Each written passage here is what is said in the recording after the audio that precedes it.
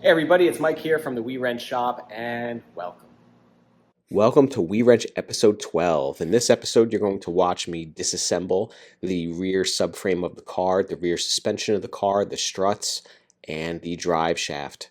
It's pretty interesting to see all this done with the powertrain detached from the body. So we're starting at the rear end first, and then we will make our way to the front eventually. Enjoy. All right, everybody, we're at a pretty awesome point here. The entire powertrain is out of the car, and I'm going to begin disassembling it in the back. Now, I know that this looks like there's a lot going on here, but there really isn't. I'm going to begin by taking the wheels off. Then I'm going to take the shocks and struts off, and then keep going. Then it's going to be control arms. We're just going to detach them from the subframe there, detach the drive shaft, free up the differential, half shafts, and once that's done, the whole purpose is just so I could assess the body a little bit better. I'm discovering that there is way more rust on this body than I anticipated, so I want to just keep going deeper and deeper and see what's up there. And we also have to pull the fuel tank as well, so I want to get this all out of the way so we can get the fuel tank down, and let's get to work.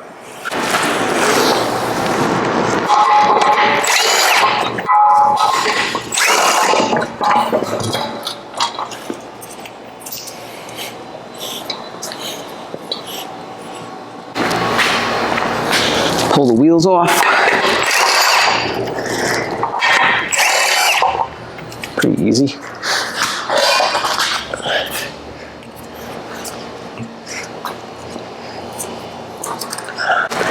What I did here was tie the struts straight up with copper electrical wire so they stand up straight.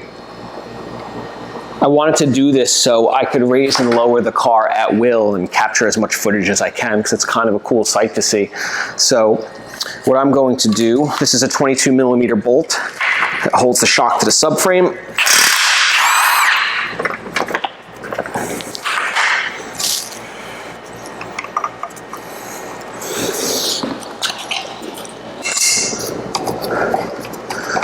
Undo the wire, undo the bolt.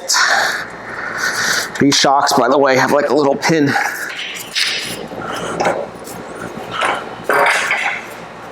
Holds it in there.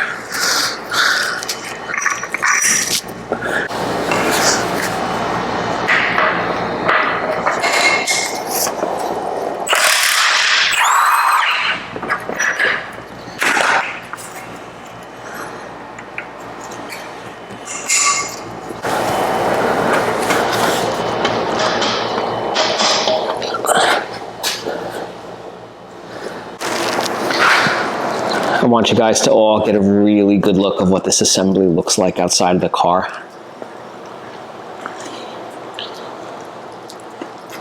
Differential.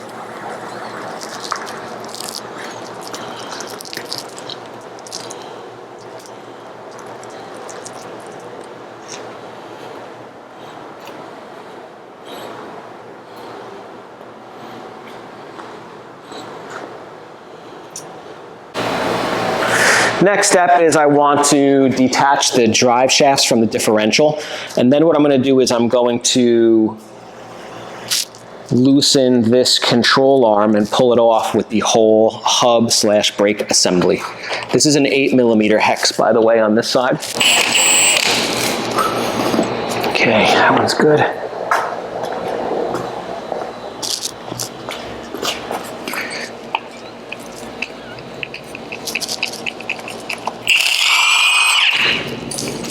And here's a tip. These bolts love to strip. So what you want to do is you want to take your hex socket and tap that in there. Give it a good whack until it bottoms out, because I think I stripped that one. Yep, that one too. All right, since that other one stripped so much, I'm going to try my snap-on 8mm. The corners are a little sharper on this one. I think that other socket that I was using was a little worn. So let's see if this one works.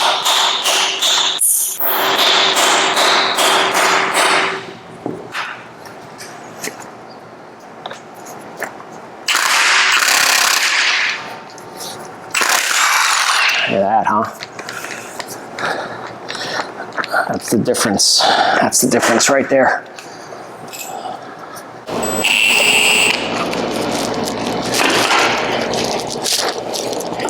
All right, that axle is now loose.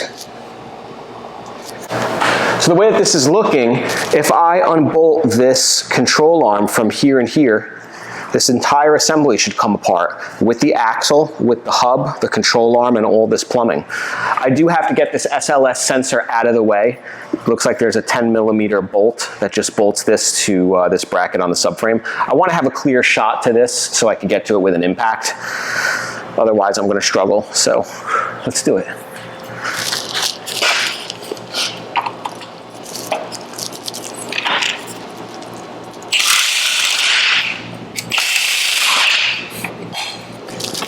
Oh, what a luxury this is, taking this all apart with it out of the car. I would never do something like this in the field. I mean, I've taken engines and transmissions out like this before, but never with the rear end in tandem, because there's just never a call for it. I know probably some guys that work on trucks probably do it more often than not, but I did it for the cameras. Half of this project is content creation, give you guys something cool to watch. But also, you know, makes it a lot easier to understand how this all goes together, and I think it makes for a cooler journey. 10mm here for the sensor, and it also has this connecting rod.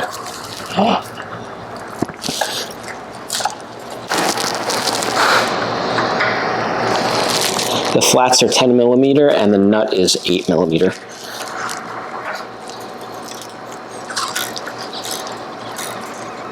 What I just did was loosen this connecting rod here. This connecting rod goes to the lower control arm, and it also bolts to this sensor, which determines the ride height. If this sensor goes bad, it'll throw a fault code in the cluster. So even though I deleted the self-leveling system out of here, I don't want to tamper with this sensor. I'll chop everything out of the car that's SLS related except for this. This I want to stay, otherwise we're gonna have a lovely fault code. So, I have this control arm loosened. I wasn't able to get that sensor off, so we're going to do this the old-fashioned way.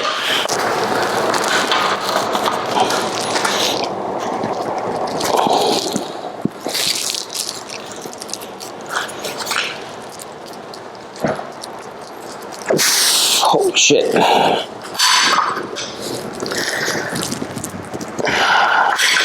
Gotta be careful because I can knock this subframe off. I do not want to do that.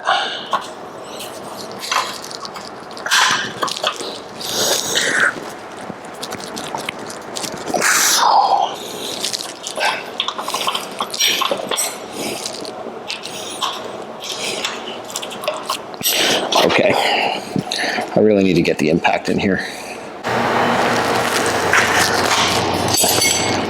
What's really unbelievable is that even with all this off the car, it's still fighting me.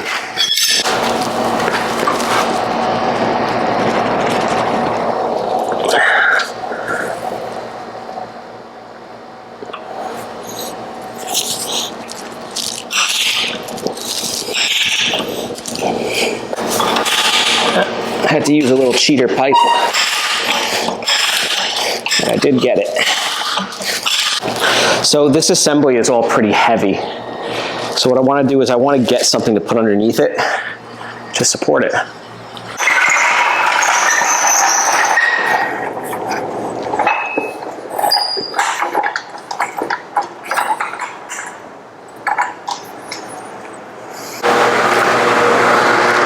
So I did get this bolt loose, needed the old heat and ATF and acetone trick. This is the bolt that they use to adjust the alignment angles. It has an eccentric on that one end. So it's in here really, really well. Now, ironically, this bolt won't come out unless I remove the sensor. So that sensor's got to come out. And this bolt won't come out of here until I remove this. So we have more disassembly to do. Got to figure out how to get that sensor out.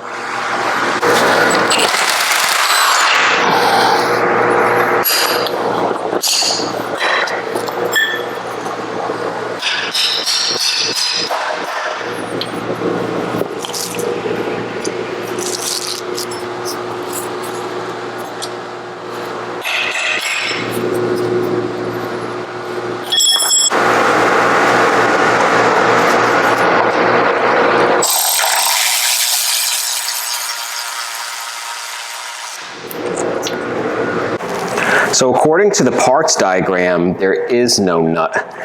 You could see here, the bolt just goes into the sensor and there's no nut on the other side, so we have to improvise there. So it doesn't look like there's really any other way. I mean, if I break it, I break it. What I'm gonna do is I'm just gonna apply pressure in between the bracket and the sensor and then run out the bolt and hope something catches.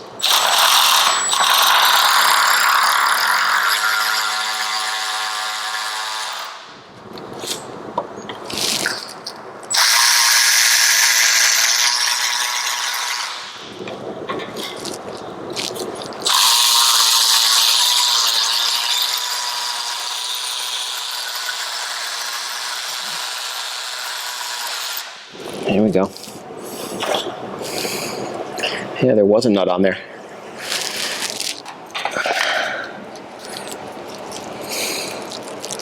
I couldn't see it. That's crazy. That's what the level sensor looks like.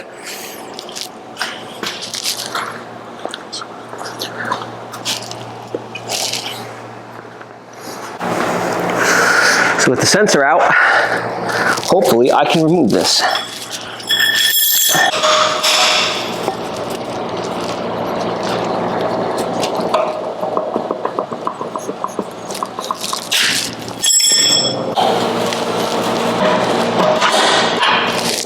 There's one.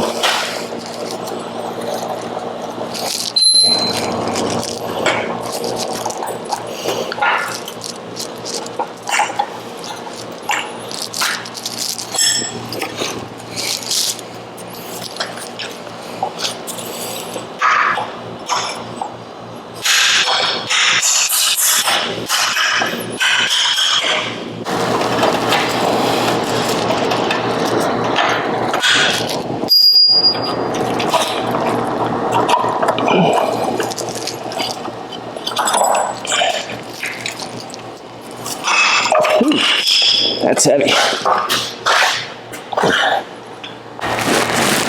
So there's no SLS sensor to tangle with on this side, so hopefully this one should be a lot easier.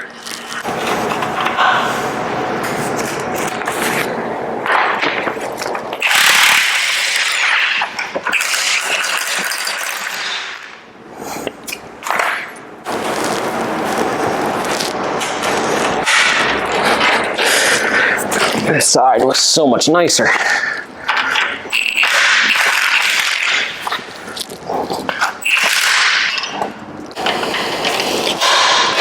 Beautiful.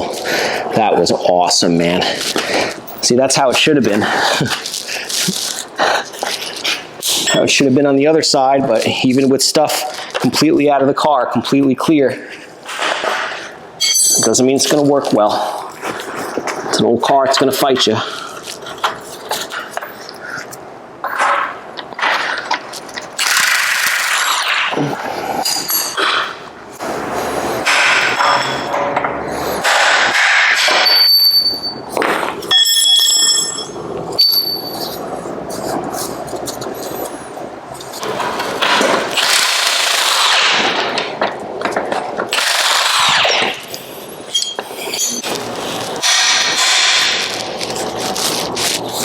And I'll be sure this time not to allow that brake caliper to flail.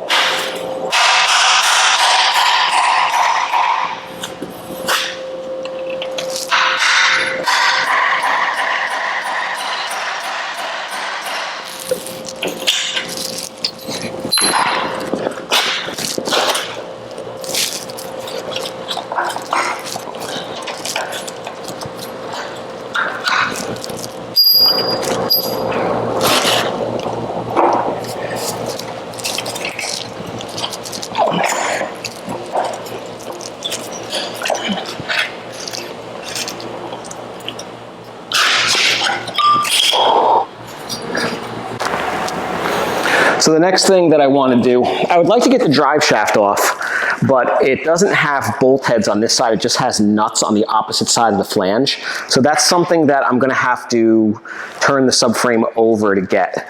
So in the meantime, I'm thinking of, well, I definitely gotta get this out of here. This is the self-leveling suspension distribution valve and regulator. One thing I did not know, there's actually a bleed screw on this thing. I had no idea that there was a bleed screw to bleed the SLS. I thought you just had to like rotate the steering wheel 10 times to the left and the right and just drive and it bleeds itself, and that's always how I've done it. But I never even knew that existed.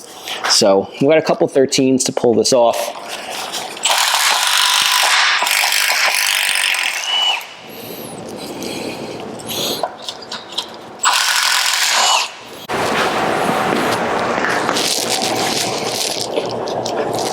Couple of 13s.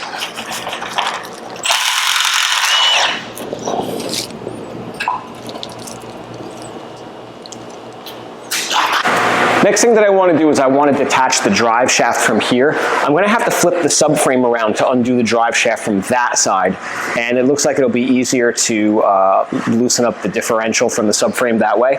So we'll do it on this side first, we'll flip the subframe, and then we'll keep going.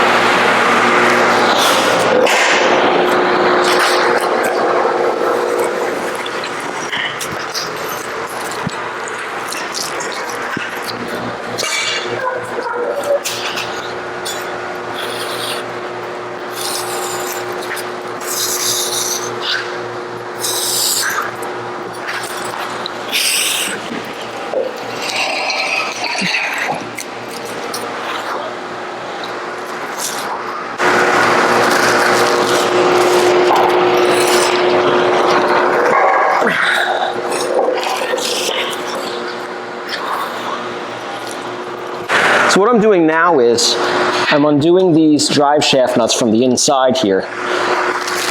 Because the drive shaft is freewheeling, what I have to do is I have to counter hold this with my pry bar, so I'm able to loosen these nuts and not have the flange spin. You shouldn't work like this. I'm doing this because I'm a former professional and I know what's what. But at home, doing it this way is very dangerous, because what you can do is, when you're loosening, you can tip this subframe off the jack stands and come crashing down on you, and you don't want to do that.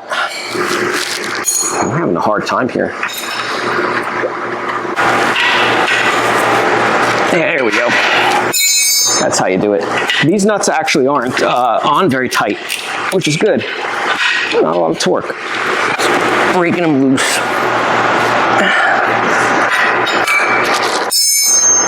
And using my ratcheting wrench to undo them.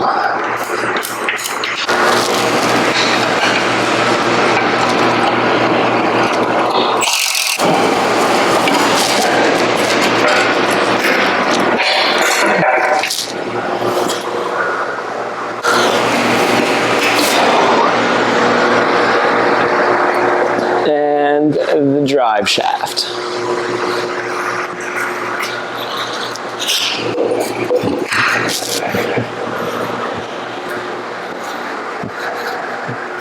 I'm really grateful for all the support that I've received so far. Make sure you check us out on all of our social media channels, Facebook at WeWrench Official, Instagram at WeWrench Official, and TikTok at WeWrench. So you can see the amazing progress on this project. My dream car, BMW E34 M5, complete rebuild and restoration.